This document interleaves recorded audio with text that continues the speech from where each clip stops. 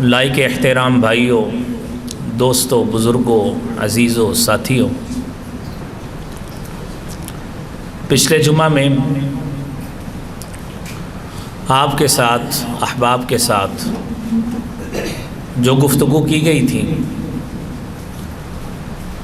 اس میں یہودیوں کی مختلف خوشگمانیاں، قرآن کریم کے اس حوالے سے احکامات اور ذلت مسکنت یہودیوں کا کس طرح مقدر بنی، اور پھر اس کے ساتھ ساتھ یہودیوں کا اسلام سے مخالف رویہ، اور پھر یہودیوں کی جھوٹی تمنائیں، آرزوئیں، یہودیوں کا نسلی تفاخر، تکبر، اور قرآن کریم کا جواب، اور پھر یہودی انبیاء کے جس طرح قاتل ٹھہرے ہیں اس حوالے سے آپ کے ساتھ گفتگو کی گئی تھی۔ آج اسی گفتگو سے پیوستہ ہم آگے گفتگو کریں گے۔ جس طرح آپ کے ساتھ پچھلے جمعہ میں یہ بات شیئر کی گئی تھی کہ اللہ احکم الحاکمین نے قرآن کریم میں ان یہودیوں کے حوالے سے فرمایا کہ وہ لوگ جو اللہ کی آیات کا انکار کرتے ہیں، انبیاء کو ناحق قتل کرتے ہیں، اور ان لوگوں کو بھی قتل کرتے ہیں جو لوگوں کو انصاف کا حکم دیتے ہیں۔ اے نبی صلی اللہ علیہ وسلم، جو اس طرح کی حرکتیں کرتے ہیں، اے نبی انہیں دردناک عذاب کی خوشخبری دے دیجیے کہ ان کے لیے دنیا تو ہو سکتی ہے، دنیا کی مختلف قسم کی آسائشیں تو شاید حاصل کر لیں، اپنے وسائل، قوت اور طاقت کی بنا پر شاید کئی چیزیں حاصل کر لیں، لیکن جب اللہ کے پاس پہنچیں گے تو اللہ کی طرف سے دردناک عذاب کے مستحق ٹھہریں گے۔ یہ ان یہودیوں کی بات ہے۔ اور پھر حضرات آپ یہ بھی دیکھیے، نبی کریم صلی اللہ علیہ وآلہ وسلم نے فرمایا ہے، فرمایا اشد الناس عذابا یوم القیامت رجل، کل قیامت کے روز سب سے سخت ترین عذاب کا مستحق وہ شخص ہوگا، رجل، وہ آدمی، قتل نبیا، جو کسی نبی کو قتل کرتا ہے، او قتلہ نبی، یا جس کو اللہ کا نبی قتل کر دے، کل قیامت کے روز وہ اللہ کے بدترین اور سخت ترین عذاب کا مستحق ہو۔ کیوں کہا؟ یہ تمام کرنے والے معاملات یہودی تھے۔ اور پھر دیکھیے یہودیوں کی اپنے محسن، اپنے پیغمبر جناب حضرت موسیٰ علیہ السلام کے ساتھ کیسا معاملہ رہا، کس طرح کی اذیتیں دی ہیں۔ آپ تصور کریں، ایک باپ ساری زندگی اپنی اولاد کو ناز و نعمتوں سے پالتا ہے، اور اگر بڑے مان میں آ کر کسی دن باپ اپنی اولاد کو کسی بات کا حکم دے اور اولاد آگے سے بات نہ مانے، آپ تصور کریں باپ کے دل پہ کیا گزرتی ہے۔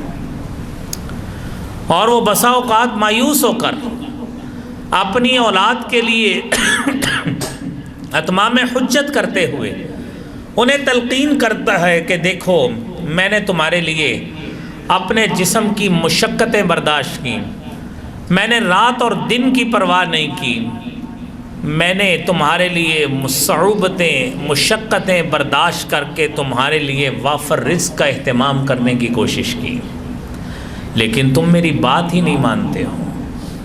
حضرت نوح علیہ السلام کے ساتھ یہ مسئلہ ہوا قوم کو انہوں نے کئی 100 سال تبلیغ کی. قرآن کہتا ہے فَلَبِثَ فِيهِمْ أَلْفَ سَنَةٍ إِلَّا 50 عَامًا. 950 سال اس امت میں حضرت نوح علیہ السلام ٹھہرے. اتنے سال ٹھہرنے کے باوجود جب قوم نے ہدایت کو قبول نہیں کیا تو حضرت نوح علیہ السلام نے اپنی قوم سے کیا کہا؟ کہنے لگے لا تذر علی الارض من الکافرین دیارا. اے اللہ ان کو میں نے اتنی محنت اتنی مشقت ان کے اوپر کی، نہ میں نے دن دیکھا نہ رات دیکھی نہ صبح دیکھی نہ شام دیکھی. انی دعوت قومی لیلا و نہارا. میں نے دن اور رات ان کو تبلیغ کی. فلم یزدہم دعائی الا فرارا. انہوں نے جب بھی میری پکار کو سنا تو راہ فرار ہی اختیار کی ہے. وَإِنِّي كُلَّمَا دَعُوتُهُمْ. میں نے جب بھی انہیں دعوت دی جَعَلَهُمْ أَصَابِعَهُمْ فِي آذَانِهِمْ. انہوں نے اپنی انگلیاں اپنے کانوں میں ٹھونس لیں. وَاسْتَغْشَوْا ثِيَابَهُمْ وَأَصَرُّوا وَاسْتَكْبَرُوا اسْتِكْبَارًا. اپنے کپڑے کٹھے کر کے تکبر کے عالم میں چلے جاتے تھے. ثُمَّ إِنِّي دَعَوْتُهُمْ جِهَارًا. میں نے انہیں جہری طور پر بھی دعوت دی. ثُمَّ إِنِّي أَعْلَنْتُ لَهُمْ. میں نے اعلانیہ بھی دعوت دی. فَأَصْرَرْتُ لَهُمْ إِسْرَارًا. خفیہ طور پہ بھی دعوت دی. فَقُلْتُ اسْتَغْفِرُوا رَبَّكُمْ. میں نے کہا کہ تم اپنے رب سے استغفار کرو. اِنَّهُ كَانَ غَفَّارًا. وہ بڑی غفار ذات ہے. جب نا امیدی ہو گئی تو کہا لا تذر علی الارض من الکافرین دیارا. اے اللہ روئے زمین پر اس قوم کا ایک گھر بھی نہیں چھوڑنا. انک ان تذرہم. اے اللہ اگر تو نے ان کو چھوڑ دیا یضلوا عبادک. اے اللہ یہ تیرے بندوں کو گمراہ کریں گے. ولا یلدوا الا فاجرا کفارا. اور ان کی آگے جتنی بھی اولاد ہوگی وہ ساری سرکش جابر گناہگار ہوگی. لہذا اللہ ان کی نسلوں کو ویسے ہی ختم کر دے. یہ بددعا حضرت نوح علیہ السلام نے کی تھی.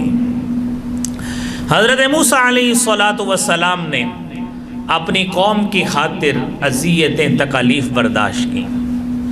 اللہ نے فرعون کی غلامی سے نجات دی، آزادی کی نعمت عطا فرمائی، اور حضرت موسیٰ کی دعا سے ان کے اوپر من و سلوہ نازل ہوا ہے. اور وادی تیہ میں اللہ رب العالمین کی طرف سے نعمت کے طور پر بادلوں کا سایہ اللہ تعالیٰ نے ان کے اوپر رکھا ہے. اور پھر ان کو پانی کی سہولت کے لیے ایک پتھر سے اللہ تعالیٰ نے 12 چشمے جاری کر دیے. کتنی سہولتیں تھیں. اس کے باوجود یہودیوں کی فطرت میں شرارت، عناد، بغض، دشمنی، سرکشی، نافرمانی، بد کرداری یہ یہودیوں کی سرشت میں لکھی ہوئی تھی. اور ہر موقع پر انہوں نے حضرت موسیٰ کی مخالفت کی ہے اور انہیں تکلیف دی ہے. آپ قرآن کریم کی آیات میں نے پچھلے جمعے بھی آپ کے سامنے پڑھی تھی، میں ان کا تکرار نہیں کرتا. صحیح بخاری کی ایک حدیث سے حضرت رسول اللہ صلی اللہ علیہ وسلم کے اس فرمان سے اس کی مزید تائید سنیے. آپ غزوہ حنین کے بعد ایک مرتبہ آپ مال غنیمت کچھ تقسیم کر رہے تھے کہ کسی ساتھی نے کہہ دیا کہ اللہ کی قسم اس مال سے اللہ کی رضامندی مقصود نہیں ہے. نبی صلی اللہ علیہ وسلم کو کہہ دیا. اب کہنے کی بات تھی، آپ بھی ناراض ہوئے، آپ کے دوست اور ساتھی بھی ناراض ہوئے کہ اللہ کے رسول صلی اللہ علیہ وسلم کو یہ بات کہہ دی. آپ ایک مرتبہ اور واقعہ مال غنیمت تقسیم کر رہے تھے، ایک شخص آگے کہتا ہے اللہ کے رسول عدل کیجئے، اور آپ نے فرمایا اگر میں دنیا پہ عدل نہیں کروں گا تو دنیا پہ کون شخص ہوگا جو عدل کرے گا. اور جب غزوہ حنین کے مال کے وقت کی بات ہوئی آپ صلی اللہ علیہ وسلم کو غصہ آیا، رنگ بدل گیا۔ صحابی نے جب یہ بات کہی کہ اللہ کے رسول صلی اللہ علیہ وسلم آپ کو یہ کہا گیا، آپ نے فرمایا قد اوذی موسیٰ باکثر من ذلک فصبر، حضرت موسیٰ علیہ السلام کو اس سے بھی زیادہ تکلیفیں دی گئی تھی لیکن انہوں نے صبر کیا ہے۔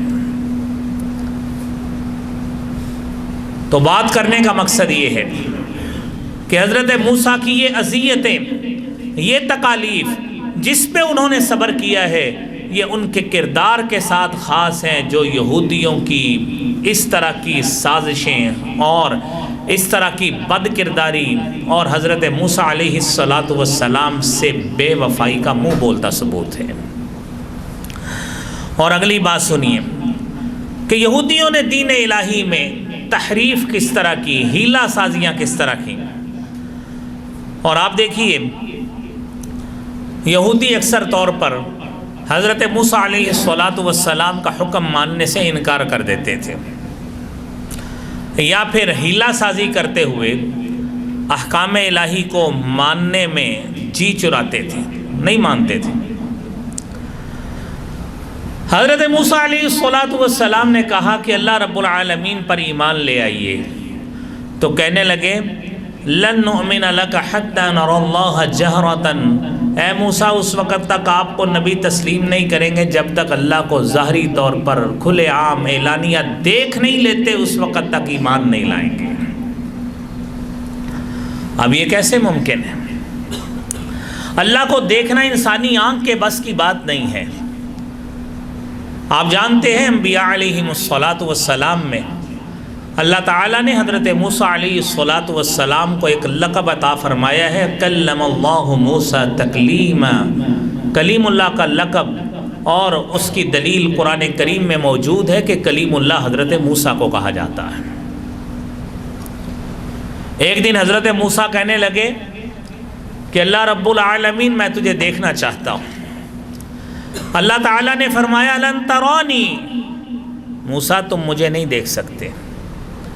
حضرت موسیٰ اللہ کے نبی ہیں جن کی قوم اپنے وقت میں اللہ کی لاڈلی قوم رہی تھی، بڑی نعمتیں ملیں جس کا تذکرہ آپ نے سنا ہے۔ حضرت موسیٰ علیہ السلام نے اصرار کیا کہ نہیں اللہ میں نے آپ کو دیکھنا ہے۔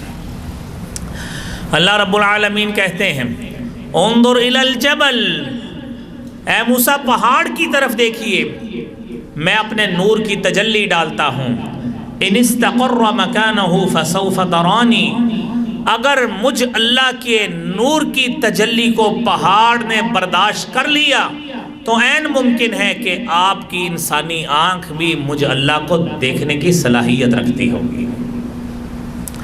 لیکن کیا ہوا؟ فَلَمَّا تَجَلَّى رَبُّهُ لِلْجَبَلِ جَعَلَهُ دَكًّا وَخَرَّ مُوسَىٰ صَعِقًا فَلَمَّا أَفَاقَ قَالَ سُبْحَانَكَ تُبْتُ إِلَيْكَ وَأَنَا أَوَّلُ الْمُؤْمِنِينَ۔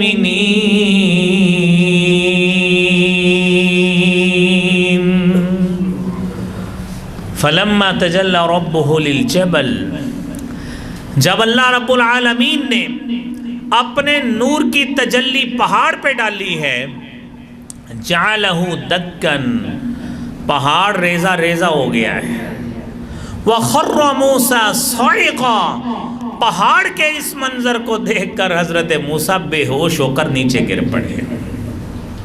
فلما افاق، جب افاقہ ہوا کہنے لگے تبت الیک، اللہ رجوع کرتا ہوں آئندہ ایسے نہیں کو۔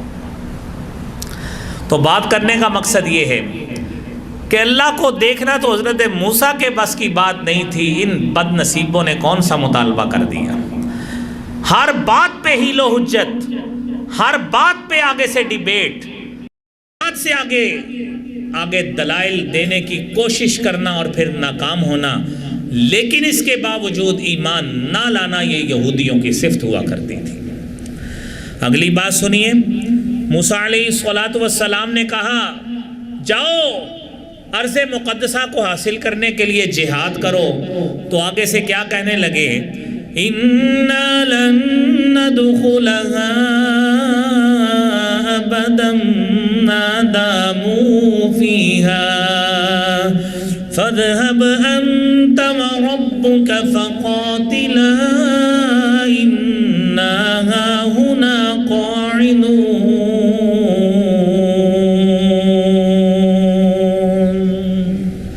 ہم تو ہرگز داخل نہیں ہوں گے، کبھی نہیں داخل ہوں گے جب تک اس میں قوم عمال کا موجود ہے، جبار اور سرکش قوم موجود ہے، ہم اس وقت تک اس بستی میں داخل نہیں ہوں گے، ارض مقدسہ میں داخل نہیں ہوں گے۔ اگر وہ وہاں سے نکل جاتے ہیں تو ہم داخل ہو جاتے ہیں۔ بھائی دشمن کبھی مرضی کا ملا ہے؟ کبھی دشمن مرضی کا نہیں ملتا ہوتا کہ ہم کہیں کہ ہم نے فلاں فار ایگزامپل کرکٹ میچ کھیلنا ہے تو ہمارے ساتھ سارے زمبابوے کی ٹیمیں ہوں، ہم ان کو ہرا کے ورلڈ کپ جیت جائیں، ایسے نہیں ہوتا۔ آگے سخت لوگوں کا بھی سامنا کرنا پڑتا ہے۔ یا تعلیم کے حوالے سے دیکھیں کہ آپ اپنا بچہ کسی اسکول اور کالج میں داخل کروائیں، کسی یونیورسٹی میں داخل کروائیں، اور وہاں پہ احساس اور تصور یہ قائم کر لیں کہ ہمارے اس ادارے میں جتنے بچے ہیں وہ سارے میرے بچے سے کم ذہین ہیں، یہ ہو نہیں سکتا۔ یہ اللہ رب العالمین کی تقسیم اس طرح نہیں ہے کہ آپ کو اتنی زرخیز زمین بڑے آرام سے مل جائے، ایسے نہیں ہوتا۔ آپ تو دیکھیں ایک کھلیان میں اگر کوئی کسان کھیتی باڑی کرتا ہے تو اس کے لیے بھی بھائیوں مختلف موسموں کے تھپیڑے اس کو برداشت کرنا پڑتے ہیں۔ گندم کی فصل تیار ہوتی ہے تو آندھیاں بھی آ جاتی ہیں، برف باری بھی ہو جاتی ہے، کپاس اور چنے کی فصل بھی خراب ہوتی ہے۔ یہ کبھی انسان کی توقع کے مطابق اس کی زندگی کے معاملات نہیں ہوتے ہیں۔ تو اس لیے اگر انسان یہ سوچ لے کہ میں فلاں علاقے کو فتح کر لوں، آگے لوگ ہاتھ باندھ کے اس علاقے کی چابیاں میرے ہاتھ میں پکڑا دیں گے، یہ ہو نہیں سکتا۔ آپ کو وہاں پہ لڑنا پڑے گا، آپ کو جہاد کرنا پڑے گا اور ان کی مرمت کرنا پڑے گی، تب اللہ رب العالمین ایسے قوموں کو آپ کا محکوم بناتے ہیں۔ جہاد کے ساتھ ہوتا ہے، ویسے نہیں ہو سکتا۔ تو یہی کام ان یہودیوں نے کیا تھا۔ تو اگلی بات میرے بھائیوں ان کی سنیے، انہیں کہا گیا کہ آپ نے ارض مقدسہ میں سجدہ کرتے ہوئے داخل ہونا ہے، اور جب تم داخل ہو جاؤ وَقُولُوا حِطَّةٌ، تم نے معافی کا لفظ بولتے ہوئے، مغفرت کا لفظ بولتے ہوئے دروازے سے داخل ہونا ہے۔ تم یہ بول دو گے، اللہ رب العالمین کہتے ہیں ہم تمہاری خطائیں معاف فرما دیں گے۔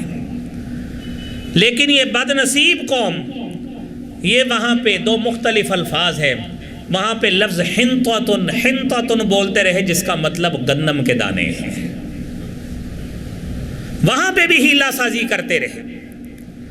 اور دوسرے الفاظ ہیں حبۃ فی شعرۃ، صحیح بخاری کے الفاظ ہیں، 3803 نمبر ہے، حبۃ فی شعرۃ، کہ ایسی بالی ہونی چاہیے جس میں دانے ہوں، ہمیں یہ ملنا چاہیے۔ منو سلوا کھا کھا کر اک گئے تھے، اب کہتے تھے وَقِثَّائِهَا وَفُومِهَا وَعَدَسِهَا وَبَصَلِهَا، ہمیں یہ اناج ملنا چاہیے، ترکاری ملنی چاہیے، ککڑیاں ملنی چاہیے، یہ چیزیں ملنی چاہیے۔ تو بھائیو یہ موسیٰ علیہ السلام کی اس قوم کا حشر ہے جو آپ دیکھ رہے ہیں۔ اور پھر حضرت موسیٰ علیہ السلام نے کہا ان اللہ یأمرکم ان تذبحوا بقرہ، اللہ تعالیٰ تمہیں گائے ذبح کرنے کا حکم دیتے ہیں۔ بھائی اللہ کا نبی حکم دے اور ساتھ کہے تمہیں اللہ یہ حکم دیتا ہے، آگے سے چونچرا کرنے کا کیا مقصد ہے؟ آگے سے کہتے ہیں تتخذون ہزوا، آپ ہم سے مذاق کر رہے ہیں۔ یہ قوم حضرت موسیٰ سے مخاطب ہے، اور آپ تصور کریں کہ اگر بیٹا باپ کو اتنی بات کہے، شاگرد استاد کو یہ بات کہے، اور چھوٹی عمر والا بڑی عمر والے کو یہ بات کہے تو کتنی گستاخی ہوتی ہے۔ یہ قوم کیسی بد نصیب قوم ہے، اپنے نبی اور رسول کو یہ بات کہہ رہی ہے کہ تو ہم سے مذاق کر رہا ہے۔ تو یہ ان کے رویے انبیاء کے ساتھ رہے۔ اور پھر اگلی بات بھی سنیے، حضرت موسیٰ علیہ السلام کے بھائی حضرت ہارون علیہ السلام نے حضرت موسیٰ کی عدم موجودگی میں بچھڑے کی عبادت سے منع کیا تو آگے سے کہنے لگے قالوا لن نبرح علیہ عاکفین حتی یرجع الینا موسیٰ، کہنے لگے جی ہم تو ہمیشہ اس کے مجاور ہی بن کے بیٹھے رہیں گے جب تک موسیٰ واپس نہیں آتے۔ تو جب موسیٰ واپس آ گئے پھر کون سا عقیدے بدل لیے، اور پھر اس قوم نے کون سا اپنے سے شرکیہ عقائد نکال دیے، پھر کون سا انبیاء کی حکم عدولی ترک کر دی، اور پھر کون سا جہاد کرنے کے اوپر لگ گئے، اور پھر کون سا انبیاء کو قتل کرنا چھوڑ دیا۔ یہ سرشت میں ان کے اسی طرح ہی جاری تھا، اور انہوں نے اپنی ان بد عملیوں کو، گستاخیوں کو اسی طرح ہی جاری رکھا ہے۔ اور اللہ رب العالمین نے انہیں مچھلیاں پکڑنے کا جب حکم صادر کیا تو ہفتے کے دن مچھلیاں پکڑنے سے روک دیا، اور انہوں نے وہاں سے بھی ہیلا سازی کی کہ اس دن روک لیتے مچھلیوں کو، باڑ لگا کر، نیٹ لگا کر روک لیتے تاکہ اس دن کی مچھلیاں ضائع نہ ہو جائیں، آزمائش میں پورے نہیں اترے۔ اللہ کہتے ہیں فَلَمَّا عَتَوْا عَمَّا نُهُوا عَنْهُ قُلْنَا لَهُمْ كُونُوا قِرَدَةً خَاسِئِينَ۔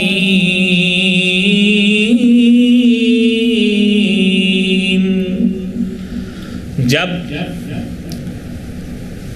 جس بات سے روکا گیا تھا نہیں رکے، زیادتی کی، قُلْنَا لَهُمْ كُونُوا قِرَدَةً خَاسِئِينَ، ہم نے کہا تم ذلیل اور رسوا بندروں کی مانند ہو جاؤ، انسان رہنا تمہارے لائق ہی نہیں ہے۔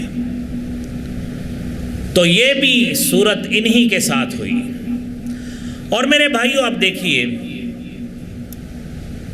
قرآن کہتا ہے وَعَلَى الَّذِينَ هَادُوا حَرَّمْنَا كُلَّ ذِي ظُفُرٍ، یہودیوں پر ہم نے ہر ناخنوں والا جانور حرام کر دیا۔ وَمِنَ الْبَقَرِ وَالْغَنَمِ حَرَّمْنَا عَلَيْهِمْ شُحُومَهُمَا، ہم نے گائے اور بکری کی نسل کی جانوروں کی چربیاں ان کے اوپر حرام کر دی کہ تم اس کا استعمال اور تجارت نہیں کر سکتے۔ انہوں نے کیا کیا؟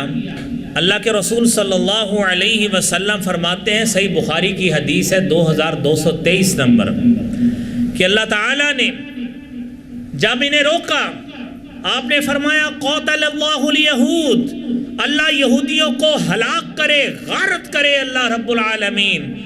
حرمت علیہم الشحوم، ان کے اوپر چربی کو حرام کر دیا گیا تھا۔ فجملوها فباعوها، انہوں نے اس کو پگھلا کر اس کی تجارت شروع کر دی۔ جس بات سے روکا آگے سے ہیلا سازی کر کے اس کی کوئی جائز صورت اپنی طرف سے نکال کر وہ کام کرنا ضرور ہے جس سے اللہ نے روکا ہے۔ یہ یہودیوں کی نافرمانی کے عقائد سنتے جائیے۔ اور پھر تورات میں تحریف اپنی من مانی کی، اور قرآن کہتا ہے من الذین هادوا یحرفون الکلم عن مواضعه،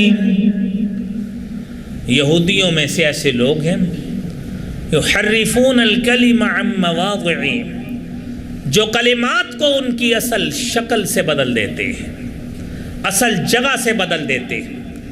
اللہ کی نازل کردہ تورات کو انہوں نے اپنی ذہنی اختراع کے ساتھ سارا لکھا ہے، جو اصل تورات تھی وہ تو ختم ہو چکی تھی۔ میں نے آپ کو پچھلے جمعے میں بتایا تھا کہ 563 سال حضرت مسیح علیہ السلام کی پیدائش سے قبل جب سلطنت روم نے عیسائیوں کے عقیدے کے مطابق اور انہی یہودیوں کے عقیدے کے مطابق جب سلطنت روم نے بیت المقدس پر حملہ کیا اور یہودیوں کا ہیکل سلیمانی اس کو تباہ کیا اور اس کو ملیا میٹ کر دیا۔ یہودیوں کے عقیدے کے مطابق تورات کی اصل وہ تختیاں جو حضرت موسیٰ پہ اتری تھیں وہ اسی ہیکل سلیمانی، اس میں تابوت سکینہ تھا جس میں یہ تورات کی تختیاں موجود تھیں۔ وہ سلطنت روم کے لوگ اس کو اٹھا کر لے گئے، وہ آج تک وہ تختیاں نہیں مل سکیں، یہودیوں کا عقیدہ ہے۔ پھر تورات کہاں سے آ گئی؟ پھر اس کے بعد انہوں نے تورات کو اپنے ذہنی احساسات اور جو ذہن میں تصورات چل رہے تھے اس کے مطابق تورات تحریر کی، اور اپنے عقائد آج کل وحی الہی نہیں، اصل تورات نہیں، انجیل نہیں، بلکہ ان ذہنی تصورات کی بنا پر لکھی گئی تورات ہے، اس کے مطابق اپنی زندگی گزار رہے ہیں۔ یہ ہے یہودیوں کا کام۔ قرآن اسی لیے کہتا ہے یحرفون الکلم عن مواضعہ، کہ انہوں نے تورات کے کلمات کو اپنی اصل جگہ سے ویسے ہی ختم کر دیا ہے۔ اور پھر یہ سب سے زیادہ جھوٹی قوم ہے، یہ حرام کھانے والی قوم ہے۔ قرآن کہتا ہے سماعون للکذب اکالون للسحت، یہ بہت زیادہ جھوٹ بولنے والی، جھوٹ سننے والی، جھوٹ پہ عمل کرنے والی اور حرام خور، حرام کھانے والی قوم ہے۔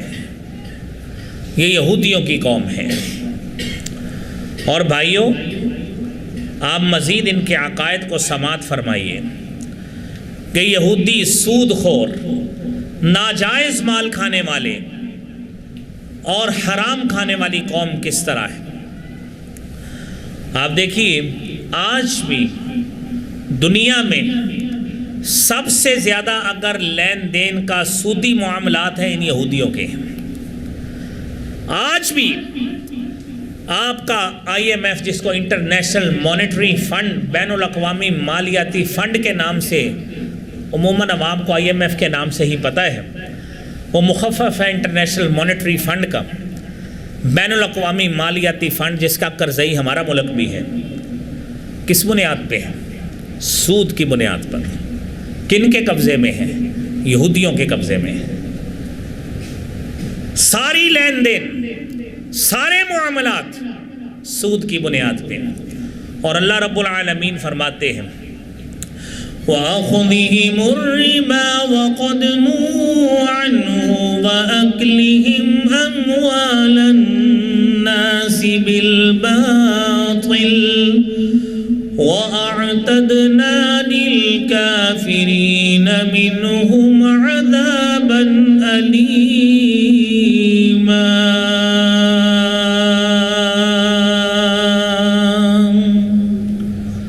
ان کا سود لینا، قد نہوا عن، اس سود سے انہیں روکا بھی گیا تھا۔ وَأَكْلِهِمْ أَمْوَالَ النَّاسِ بِالْبَاطِلِ، اور لوگوں کا مال باطل، ناجائز، ناحق طریقے سے کھانا، یہ ان کا رویہ ہے، ان کا وتیرہ ہے۔ وَأَعْتَدْنَا لِلْكَافِرِينَ مِنْهُمْ عَذَابًا أَلِيمًا، اور ہم نے ان کے لیے انہی جرائم کی پاداش میں دردناک جہنم کا عذاب تیار کیا ہے۔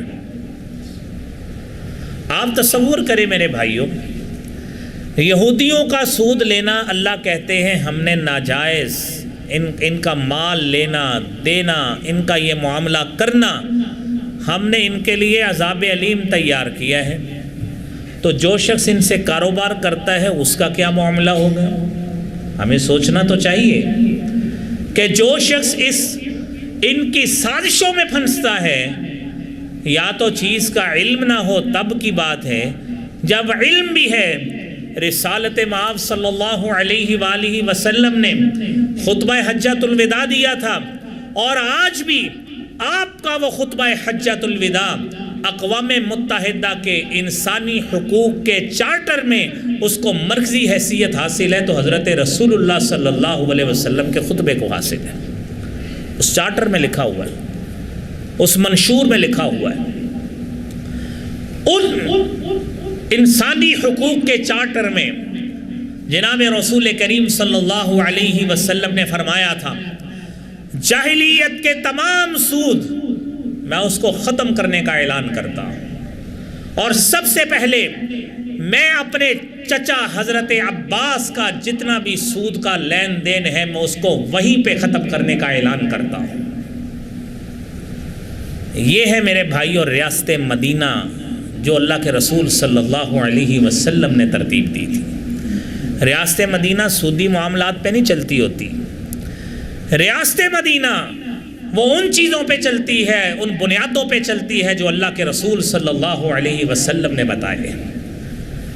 یہ نہیں ہے کہ جس سے اللہ کے رسول نے منع کیا ہے اب وہ کام بھی کرتے جائیں اور اوپر سے نعرے مارتے جائیں کہ عوام جذباتی ہے، چلیں اس نام پہ ہی ہمیں کچھ مل جائے گا۔ یہ عوام کے جذبات سے کھیلنا ہمیں چھوڑنا چاہیے یا اسلام کا نام لینا چھوڑنا چاہیے۔ یہ منافقت اور دھوکے بازی نہ اللہ کو پسند ہے نہ اللہ کے رسول کو پسند ہے، کہ اوپر سے نام لیتے جاؤ، اندر سے ساتھ ساتھ بغل میں چھری منہ میں رام رام سارے کام ہندوؤں کی طرح یہودیوں کی طرح کرتے جاؤ۔ یہ نہ اللہ کو پسند ہے نہ اللہ کے رسول صلی اللہ علیہ وسلم کو پسند ہے۔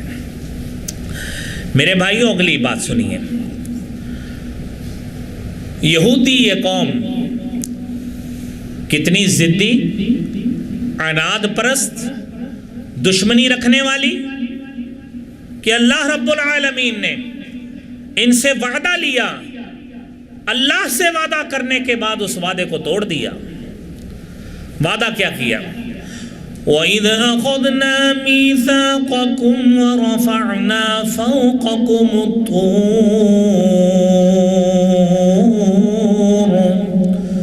خُذُوا مَا آتَيْنَاكُمْ بِقُوَّةٍ وَاذْكُرُوا مَا فِيهِ لَعَلَّكُمْ تَتَّقُونَ۔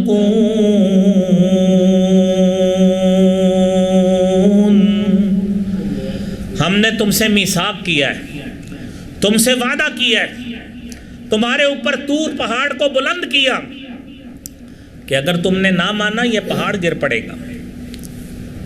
خُذُوا مَا آتَيْنَاكُمْ بِقُوَّةٍ، جو احکامات الہیہ تمہیں دیے جا رہے ہیں قوت اور طاقت سے پکڑ لو، اور عمل کرنے کے معاملے میں کبھی جھول نہیں ہونی چاہیے، کبھی سستی اور کاہلی کا شکار نہیں ہونا۔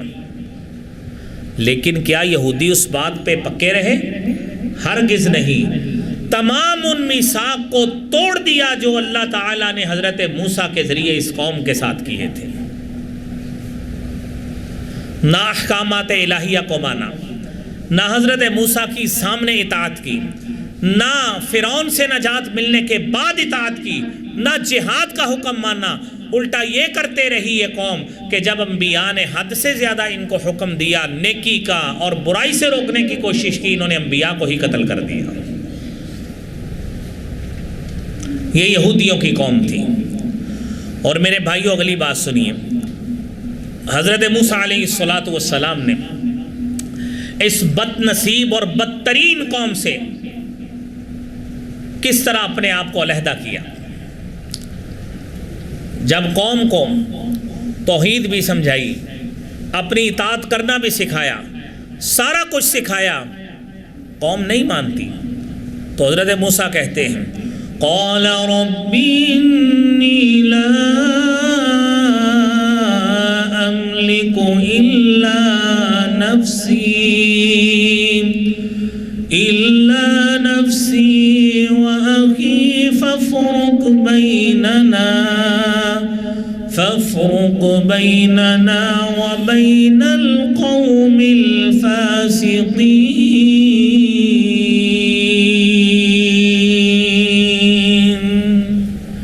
حضرت موسیٰ کہتے ہیں اے اللہ، اے مالک، اے رب العالمین، میں اپنی ذات کا مالک ہوں، وآخی، اے اللہ اپنے بھائی ہارون کا مالک ہوں۔ شرک کیا ہے میری قوم نے کیا، میرا بھائی ہارون تو روکتا رہا ہے، اب یہ کر لے اللہ، فَافْرُقْ بَيْنَنَا وَبَيْنَ الْقَوْمِ الْفَاسِقِينَ، اللہ ہمارے درمیان اور اس فاسق قوم کے درمیان دوریاں ڈال دے، ہمیں اللہ تعالیٰ ایسی قوم سے واسطہ نہ پڑے۔ تو اللہ کہتے ہیں قال فإنها محرمة عليهم 40 سنة يتيهون في الأرض فلا تأس على القوم الفاسقين۔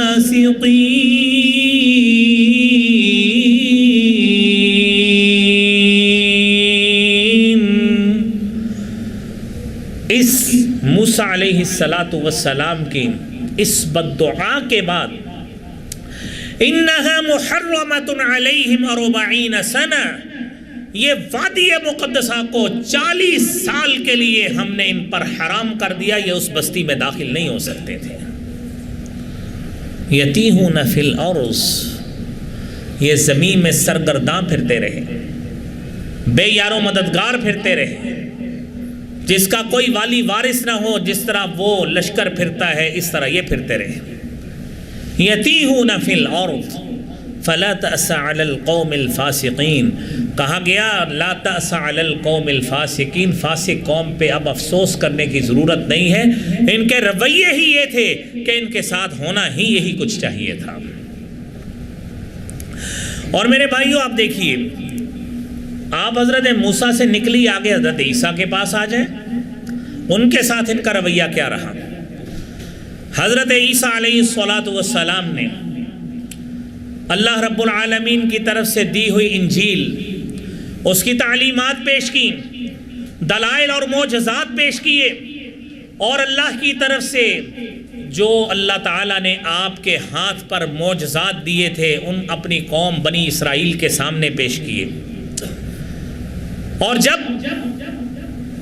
ان کے سامنے یہ چیزیں آئیں کہ یہ تو واقعتاً یہ دلائل نبوت ہیں، اور یہ دلائل نبوت ایسے ہیں جو کسی عام آدمی کے ہاتھ پہ ظاہر نہیں ہو سکتے، انہوں نے حضرت عیسیٰ علیہ السلام کو ہی قتل کرنے کا فیصلہ کر لیا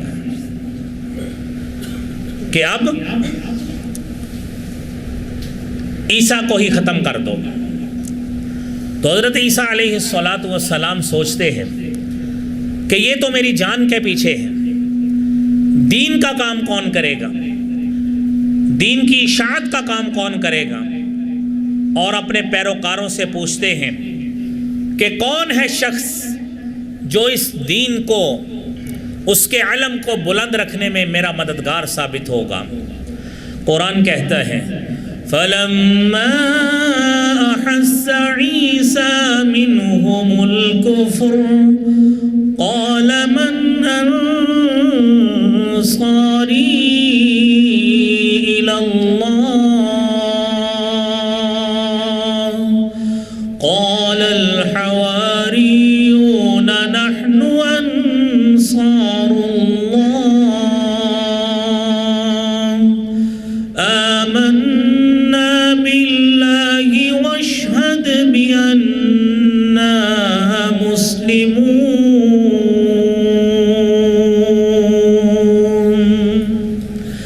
حضرت عیسیٰ نے محسوس کیا کہ یہ قوم تو کفر کی طرف جا رہی ہے، کہنے لگے من انصاری الی اللہ، اس دین کی سربلندی کے لیے، اس دین کو پھیلانے کے لیے، اس کی اشاعت کے لیے، اس کے علم کو بلند رکھنے کے لیے، من انصاری الی اللہ، اللہ کی طرف کون میرا مددگار ہوگا۔ قال الحواریون، حواری کہتے ہیں نحن انصار اللہ، ہم اللہ کے مددگار ہوں گے، اس دین کی نصرت اور تائید کرنے والے ہم ہوں گے۔ آمنا باللہ، ہم اللہ پہ ایمان لاتے ہیں، وشہد، اللہ تو گواہ ہو جا کہ انا مسلمون، ہم بھی تیرے لیے مطیع اور فرما بردار ہونے والے ہیں۔ ان کی تعداد چند تھی، روایات میں مختلف آتا ہے، کسی میں 12 آتی ہے، 20 آتی ہے، 24 آتی ہے، کوئی ہزاروں میں، سینکڑوں میں، لاکھوں میں تعداد نہیں تھی۔ یہ چند لوگ تھے جنہوں نے حضرت عیسیٰ کی تعلیمات کو آگے پہنچانے کا وعدہ حضرت عیسیٰ علیہ السلام سے کیا تھا، یہ چند لوگ تھے۔ اور میرے بھائیوں تو پھر کیا، یہودی اپنے مشن سے اور اس سازش سے باز آ گئے؟ ہرگز نہیں۔ وَقَوْلِهِمْ إِنَّا قَتَلْنَا الْمَسِيحَ عِيسَى ابْنَ مَرْيَمَ رَسُولَ اللَّهِ وَمَا قَتَلُوهُ وَمَا صَلَبُوهُ وَلَكِنْ شُبِّهَ لَهُمْ۔ یہودی تو یہ بھی کہتے ہیں ہم نے عیسیٰ کا قتل کر دیا۔ اللہ کہتے ہیں کہ ان کا یہ کہنا انا قتلنا المسیح عیسی ابن مریم رسول اللہ کہ ہم نے عیسیٰ کو قتل کیا، اللہ کے رسول کو قتل کیا، ہرگز نہیں۔ ما قتلوہ، نہ انہوں نے اس کو قتل کیا ہے، نہ سولی چڑھا سکے ہیں، ولیکن شبہ لہم، بلکہ یہ بات ان کے لیے اللہ نے مشابہ کر دی، انہیں حقیقت معلوم ہی نہیں ہو سکی کہ ہوا کیا ہے۔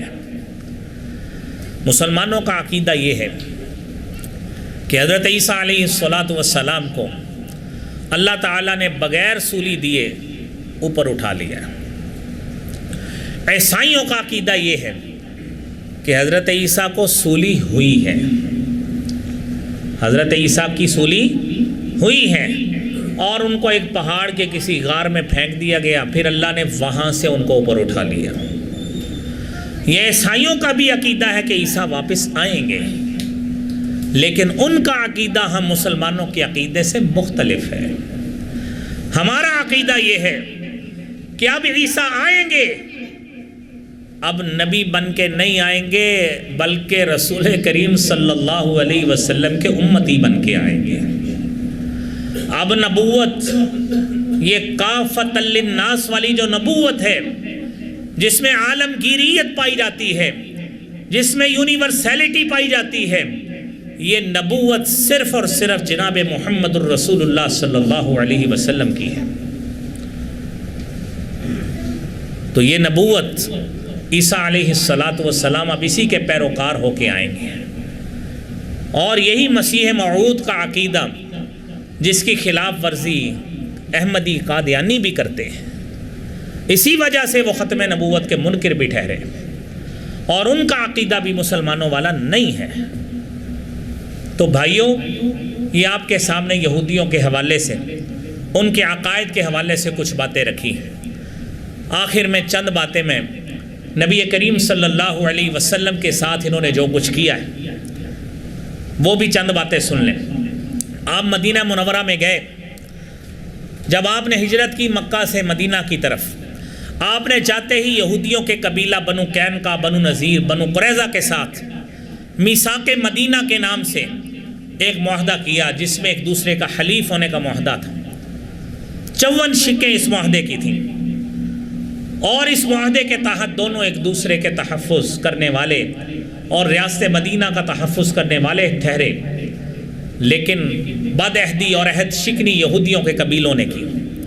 نبی اکرم صلی اللہ علیہ وسلم نے مختلف اوقات میں بدر، احد اور احزاب کے بعد ان کے فیصلے کر لیے، 2 کو جلا وطن کر دیا، اور ایک کا فیصلہ میں نے پچھلے جمعے آپ سے تفصیلاً عرض کیا تھا، بنو قریظہ کے ساتھ۔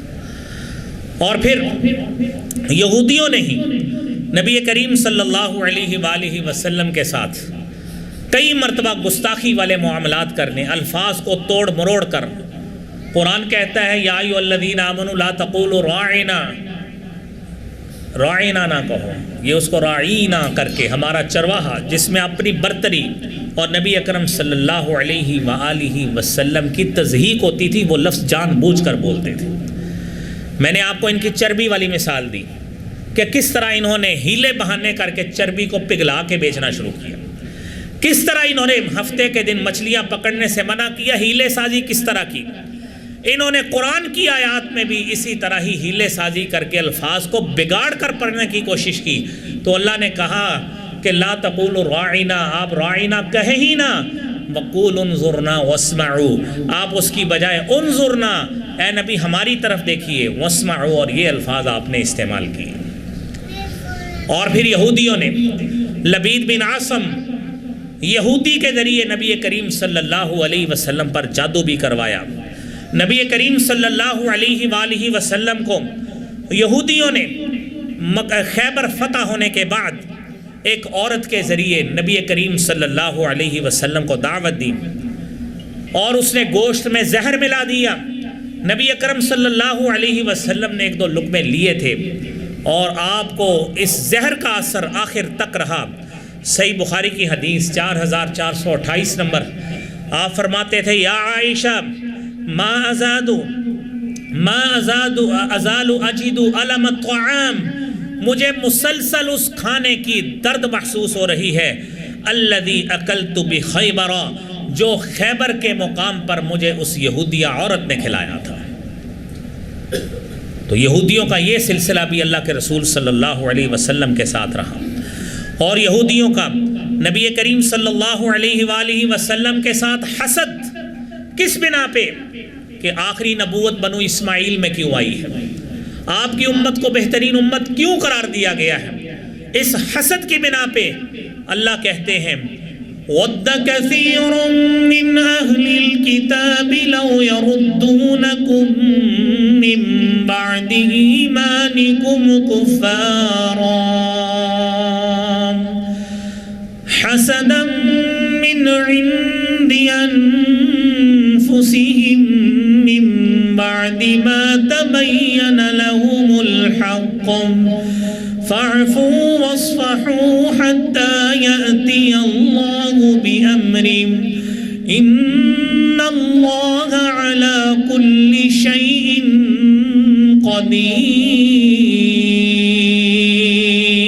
قدير۔ یہ اہل کتاب کی کثرت یہ چاہتی ہے کہ تمہیں ایمان ملا ہے، تمہیں اللہ نے بہترین امت بنایا ہے، اور اس امت کے پیروکاروں کو اللہ نے جو بہترین مقام دیا ہے، یہ اہل کتاب حسد کرتے ہیں، اور اس حسد کی بنا پہ وہ چاہتے ہیں لو یردونکم من بعد ایمانکم کفارا، کہ تمہیں جو ایمان اور عمل ملا ہے یہ تم چھوڑ کر یہودی کیوں نہیں بن جاتے، کافر کیوں نہیں بن جاتے۔ تو میرے بھائیوں، یہ چند ان کی باتیں تھیں جو آپ کے سامنے عرض کی۔ اللہ رب العالمین سے دعا ہے اللہ کریم مسلمانوں کے اندر اجتماعیت پیدا فرمائے، اللہ کریم مسلم امہ کو استحکام عطا فرما، اللہ کریم ان کی قوت کو مجتمع فرما۔ وآخر دعوانا الحمدللہ رب العالمین۔